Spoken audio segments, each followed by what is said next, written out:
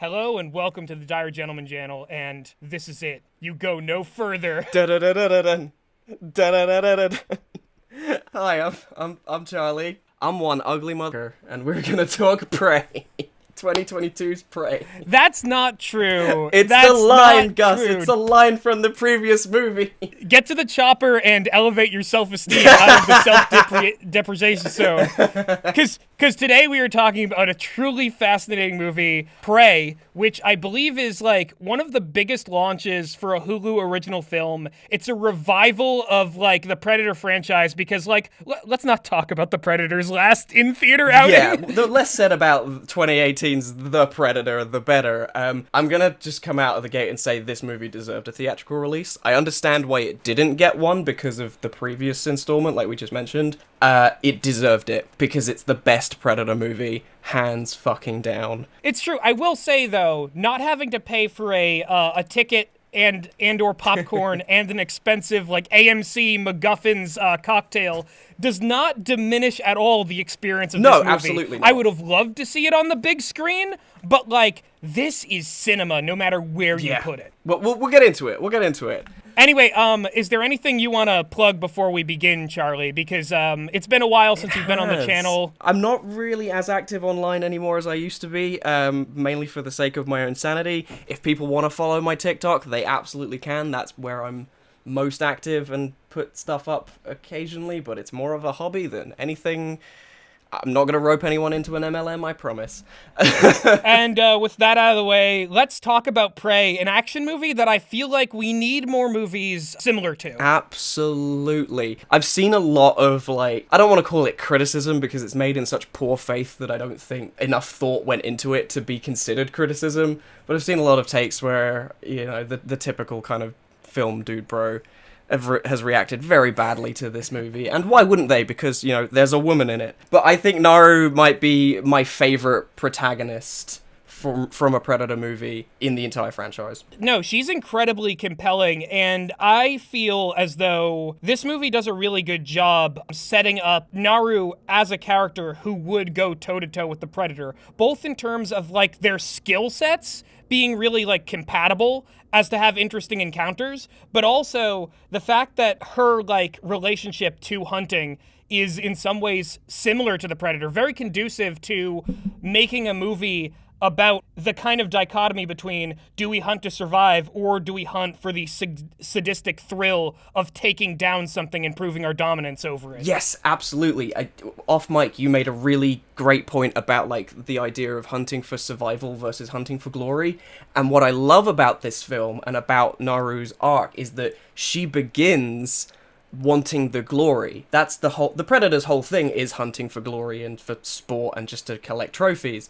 But Naru starts wanting that because she sees her brother and she sees other members of her tribe, presumably before the events of the film, gaining this kind of respect for their achievements and understandably wants some of that herself. There's a really good dynamic between her and Tabe, her brother. They kind of treat each other as equals and they have this sibling rivalry that's very realistic because it's not a case that she wants to see him fail so that she can stand taller. She just wants to stand as tall as he's standing. One thing that is kind of evident from watching the movie, but is really unique, is that this film is set in I believe it's 1716 America, within the Comanche Nation. The plot of this film and kind of Naru's arc and her relationship with Tabe, as you mentioned, revolves around this rite of passage known as the Kotamiya, I'm believing I'm pronouncing that correctly. It translates to the big hunt. And what this is when you hunt something that is trying to hunt you, that's how you sort of prove that you are a very capable hunter. Tabe has done prior to the events of the movie, which makes him next in line for war chief, whereas Naru has yet to do her Kotamiya and sees it as well, if I do the Kotamiya, they have to acknowledge me. When I was making notes on my second watch of this film, ready for this video, I kind of noted down each hunt. So we had hunt one, which was the deer, which is that first one you mentioned. And what I love about this film and how brilliantly it within itself completely deconstructs all of the ridiculous reactionary criticism of people who frankly haven't actually watched the film or haven't engaged with it on its own terms at all. Look at this Mary Sue attempt a goal and then just not accomplish it, and then slowly over the course of the film become closer and closer to actually pulling off the thing that would mean the end of her character arc. Look at this storytelling that's unfolding. But it's a Mary Sue, of course. Of course, yeah. The events and the pictures on screen couldn't possibly relate to, you know, character and development, and that watching how that changes over the course of the sort of hour plus that this film is. Well, here's the thing, Charlie. How would you expect someone like the critical wet brain to really take in all of the events of the movies? That dude's too sloshed to really comprehend pictures in front of him. You see in the first instance of Naru trying to hunt, you see that she relies on throwing a tomahawk, but she's practiced clearly because she's hitting trees, but she's very used to still targets, because when she goes after the deer, she can't keep up with it, obviously, because it's much faster, and throwing her tomahawk, it's not even coming close, but she's still hitting trees, so she's got practice. It's prior to the events of the film, but you also see that she's skilled in the medicine and stuff, like you mentioned, the kind of herbal side of things, because when Sari, her dog, gets caught in the bear trap, she instantly goes to sort of tend to her pet's wounds. And there's a really interesting line that I want to bring up that her mother mentions to her. They're talking about her dog, and Naru says, "Oh, you know, he's smart, which makes him easy to train." And her mother points out that not every smart creature is easy to train. She's not just talking about the dog there, she's talking about Naru. Naru is a very intelligent character. One of what I'd say, like, her kind of flaws as a character is that she overestimates herself. She's very overconfident. She's a self-taught hunter, and she assumes because she's clever that it would just be easy to sort of teach herself to hunt, to prove to everyone that she can.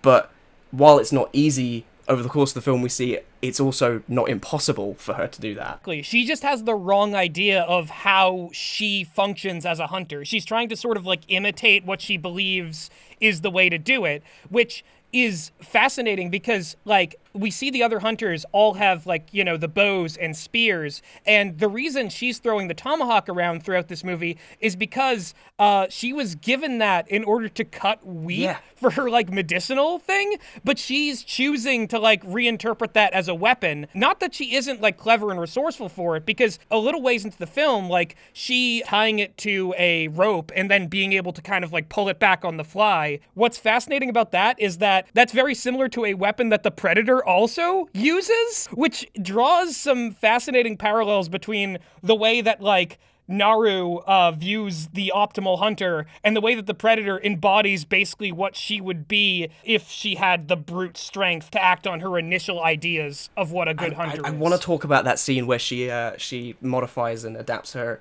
tomahawk, because that is, I think, the most important scene. As I've tracked it, I've counted that as hunt number 3. That's when she hunts the rabbits. But that is what I feel like the most important scene in the entire movie, because you see her combining both her sort of skill sets. You know, she's good at, like I said, she's practiced at throwing, but she's better at hitting still targets.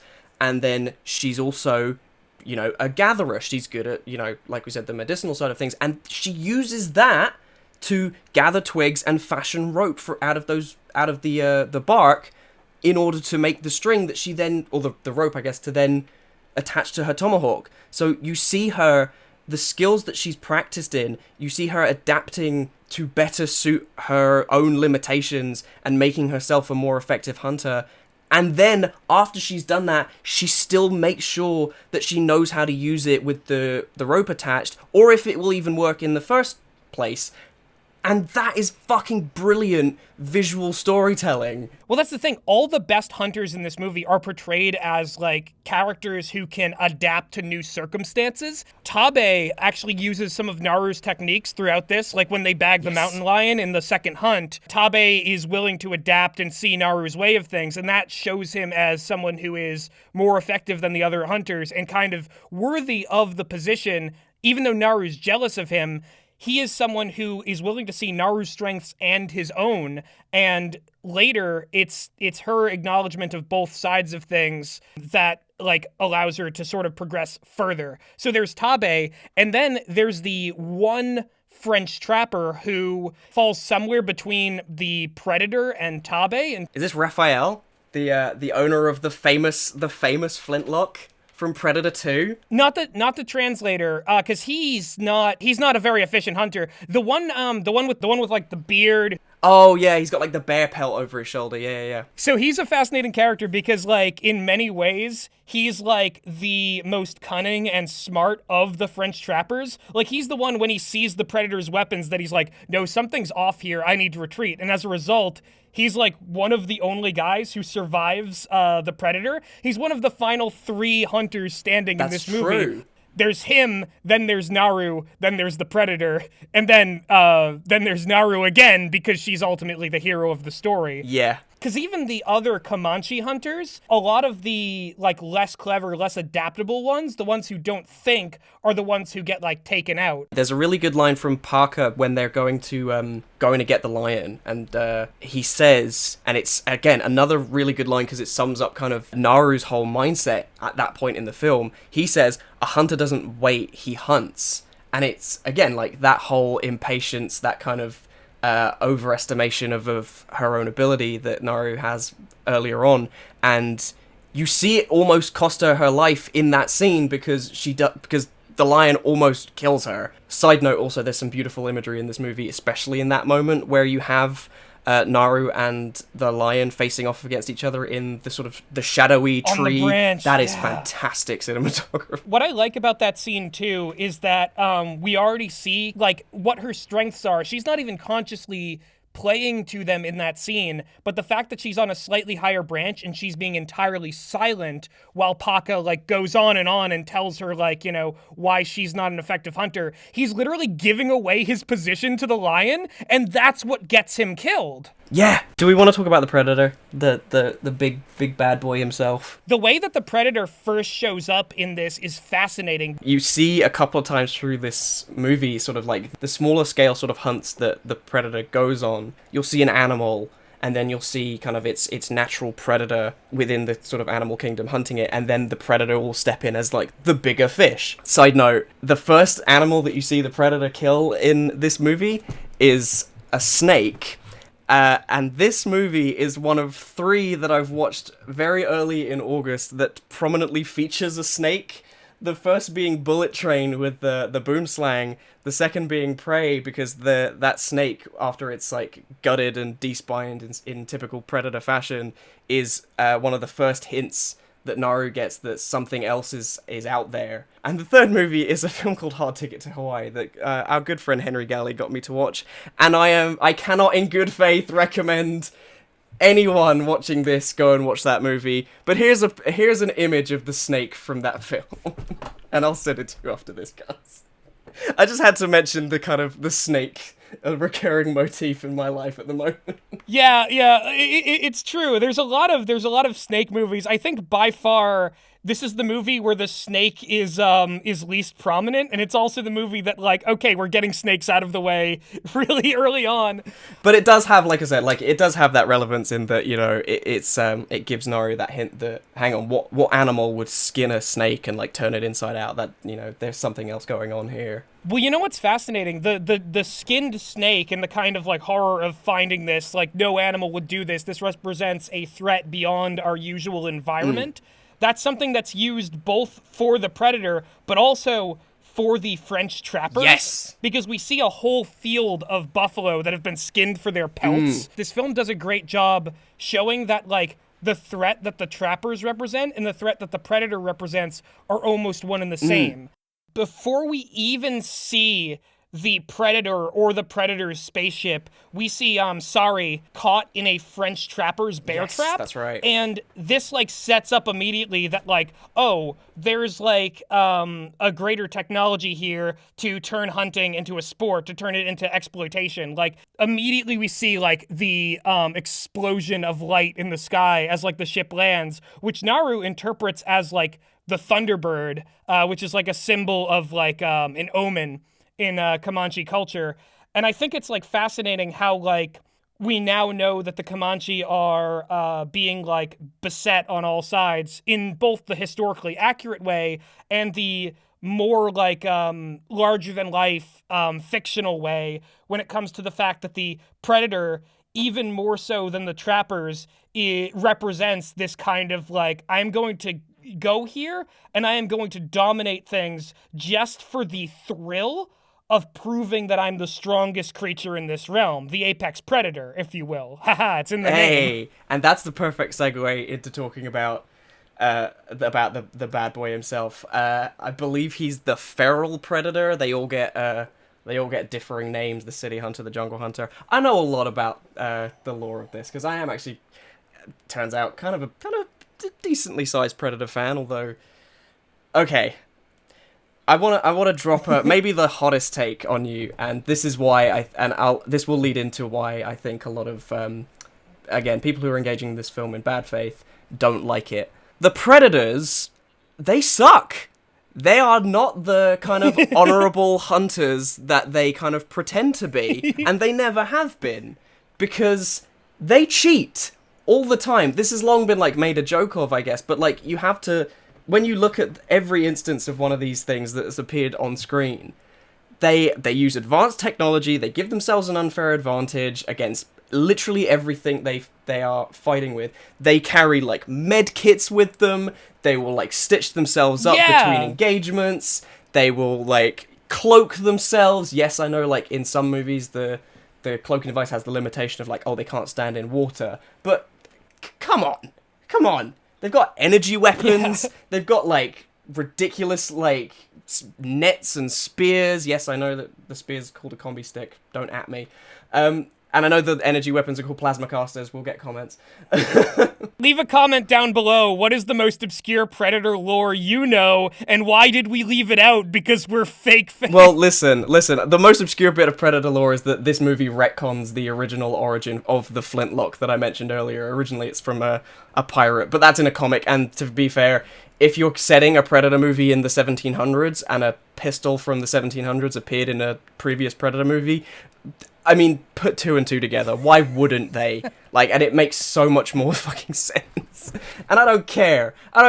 It's handled great in this. Not only that, but it's like, oh, that's the only flintlock in existence. How else would they have gotten it? Like, and you know, the only way that a predator would get a specific flintlock is if we'd seen it in a piece of recurring Predator media. That's like some Solo shit. That's like, look, he got the specific gun he uses. That would be like some person driving a car in a later Fast and Furious movie, and it's like, what do you mean we didn't see this make of car in a previous thing? It's like, give me a break. Like, these are just things. They don't exist as, like, iconography first and foremost. If the world is set in any semblance of real history, then, like, these objects exist. The significance is not that they were props in the continuity. The significance is that previous technology existed and is being co-opted by this, like, creature. Yeah, for trophies. Because that's all they really care about at the end of the day.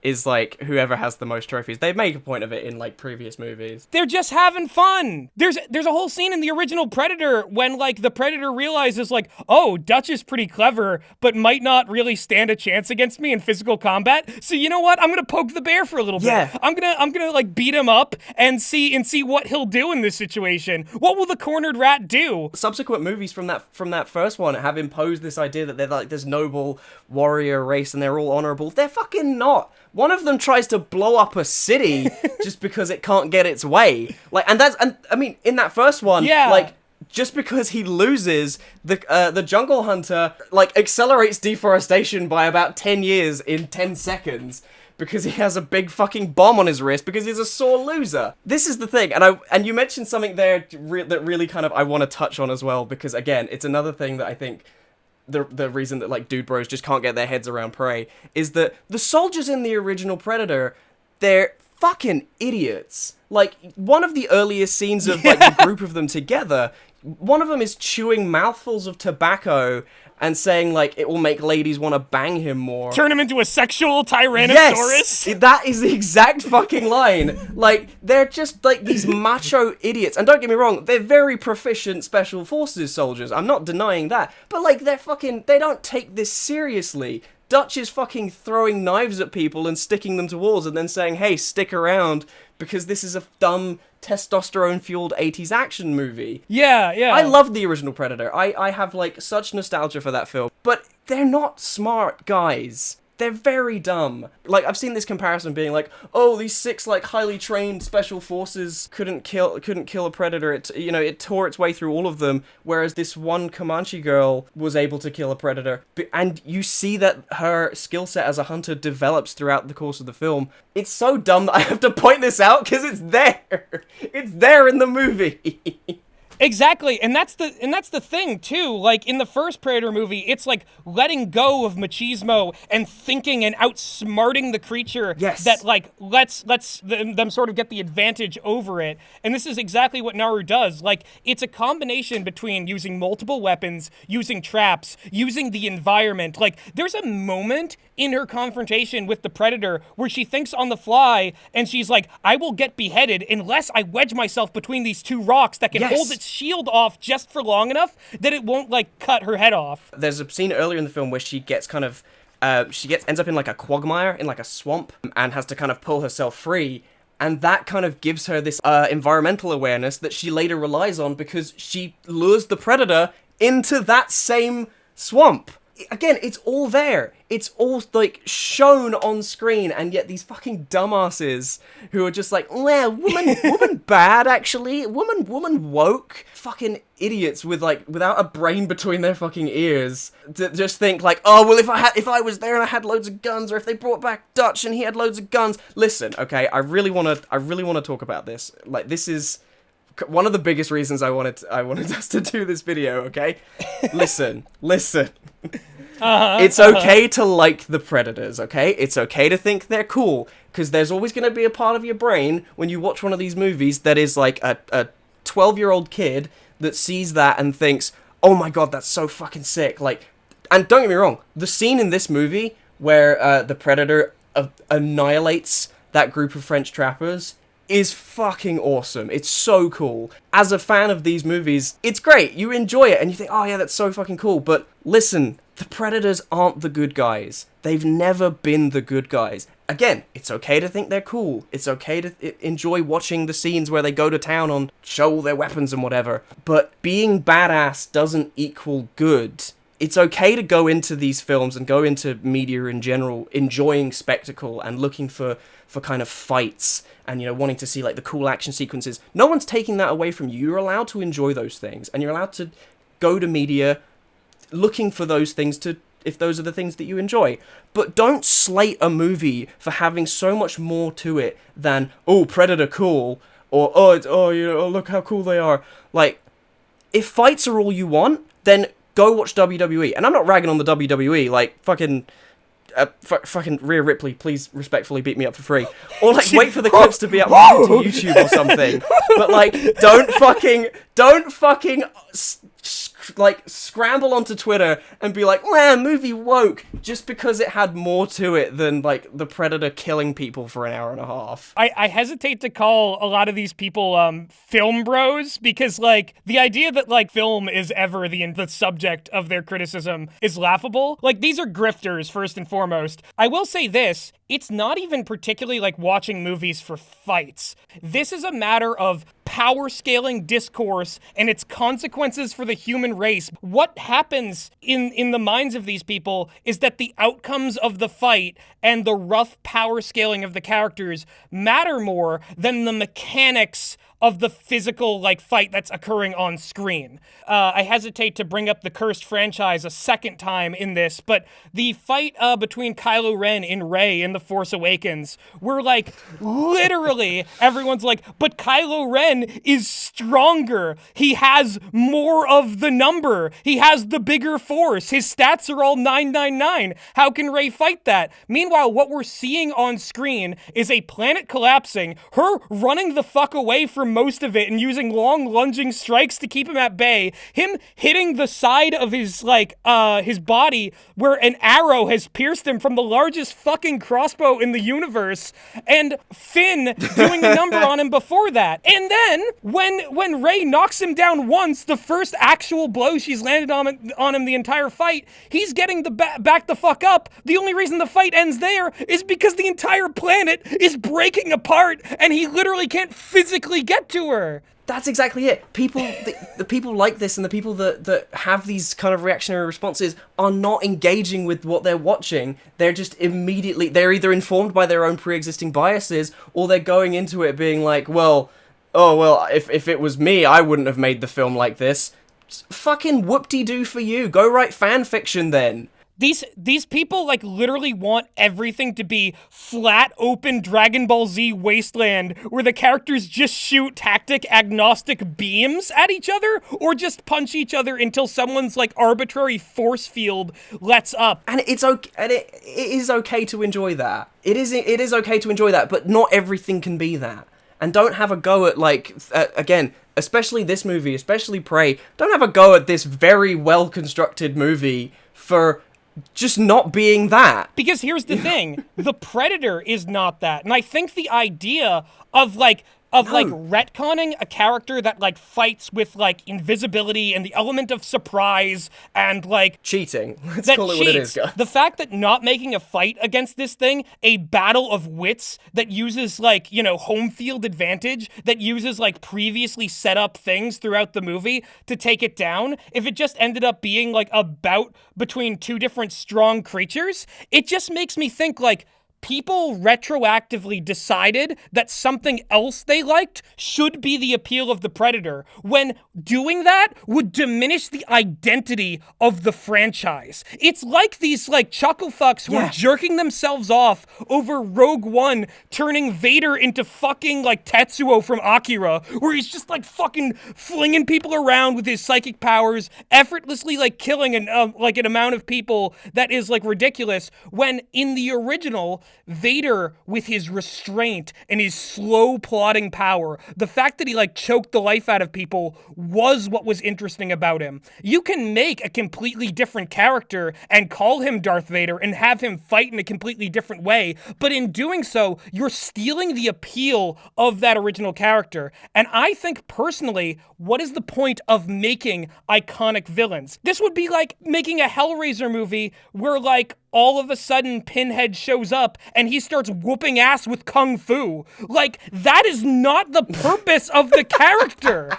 If a show or a piece of media already is more cerebral with its combat, then keep it that way. Stop imposing that will on everything that exists, because not everything that exists is gonna be that kind of thing. And fucking good. Putting aside those people, like, in a vacuum, this is just another fantastic action movie revival that, like, the people behind it did not forget what made a lot of these movies really good. I would compare it, although it's not as bombastic. I'd say this has a lot more quiet, has a lot more subdued moments. But this is very similar to Mad Max Fury Road in that it is old filmic techniques and principles of good action and kinetic storytelling, visual storytelling, minimal dialogue at parts being employed again. In many ways, how is this different? How is Naru different from the final fight in, like, Conan the Barbarian, the original one, a movie that I really, really enjoy, another Arnold movie? The Cult of Thulsa Doom rolls up on that mountain and he's set up traps. He's prepared. Like, the reason why he's able to win, like, two standing against many is because of the preparation, because of the cunning. Like, a lot of these action protagonists were thinky boys. Even Conan, who's, like, the poster child for being a big muscle monster. I can't get over how much I love this movie. I'm gonna rewatch it more times than I've rewatched the original Predator, which is a lot.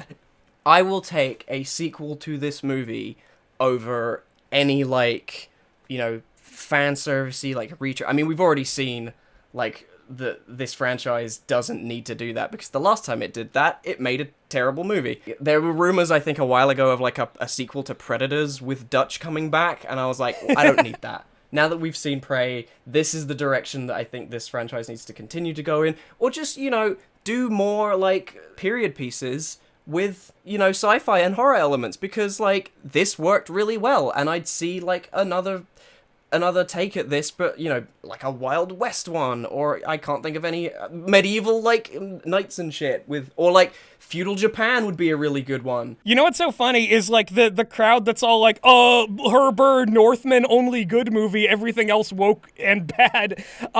They don't realize that if they support this movie and they love it, you might get your Viking Predator movie, you little fucking, like, chuckle fucks. Yeah. You little fucking, like, soy jack milk drinkers who just want everything to be set in, like, pan-European stuff because you really, like, are so attached to that mythos that, like, you can't think outside of your little, like, fucking box that all media should fit into. If you support this movie, you get things in other parts of the world. And, like, hey, maybe that might include a Viking Predator movie. That would be pretty neat. Which would be great. My money's still on feudal Japan, but... Feudal Japan with, like, Nobunaga's, like, rifle troops against a Predator would be fucking awesome. You know what? That would be so cool. Basically, what we need is, like, the Predators are interesting in the way that they represent all of, like, the arrogant, stupid ways that humans, like, kill and maim and fuck the earth until it gives them what they want. They're not the good guys. They're fucking maniacs. And it's, again, it's fine to like them and think they're cool and badass and, like, a great concept for a villain. That doesn't make them the one to root for in the story. Root for the actual human characters who experience change and development and growth throughout the course of the story that you're watching. Not the big alien because, oh, isn't it fucking badass? Just do better. Just do better. Watch Prey. Every time there's a movie like this, I just want to go watch it again. It's like a simple, effective, like, powerful action movie. You and I, for now, I think you and I should get Yautja here. Yautja. YAUTJA. That's what the Predator species is Yautja? called. Get Yautja here? Yautja. Let's get Yautja here. Out of here. Anyway. Yautja. That joke was a little Not a good stinky. Oh, man. I mean, you already did get to the chopper, so... Get to the chopper! What other lines are there? I mean, in the spirit of Prey, I thought I'd do something original. Kill one, you son of a bitch! Oh, fuck. If it bleeds, we can kill it. Oh, God, what's another one? Quick, those are the only good ones. Bye!